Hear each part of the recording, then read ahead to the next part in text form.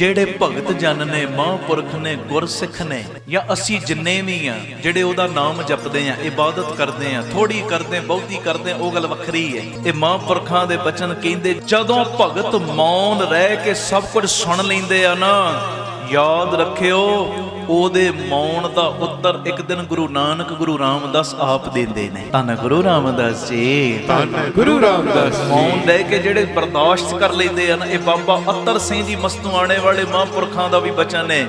ਕਹਿੰਦੇ ਕਿਸੇ ਦੇ ਬੋਲ ਕਬੋਲ ਸਹਾਰਨਾ, ਤਪਾਂ ਸਿਰ ਤਪੇ। ਸਾਡੇ ਕੋਈ ਹੋਰ ਤਪ ਧੂਣੀਆਂ ਲਾ ਕੇ ਜਾਂ ਇਦਾਂ ਨਹੀਂ, ਕਹਿੰਦੇ ਤੂੰ ਬੋਲ ਕਬੋਲ ਸਹਾਰ ਲਏ ਨਾ ਆਪਣੇ ਦੂਜੇ ਜੀ ਦੇ, ਪਰਿਵਾਰਕ ਮੈਂਬਰ ਦੇ, ਕਹਿੰਦੇ ਤੇਰਾ ਤਪਾ ਸਿਰ ਤਪ ਹੋ ਰਿਹਾ, ਤਪਾ ਸਿਰ ਤਪ, ਤੇਰੀ ਬੰਦਗੀ ਵਧ ਰਹੀ ਹੈ, ਤੇਰੇ ਪੁੰਨ ਬਣ ਰਹੇ ਨੇ।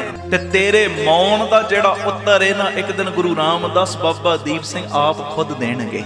ਧੰਨ ਗੁਰੂ ਰਾਮਦਾਸ ਜੀ।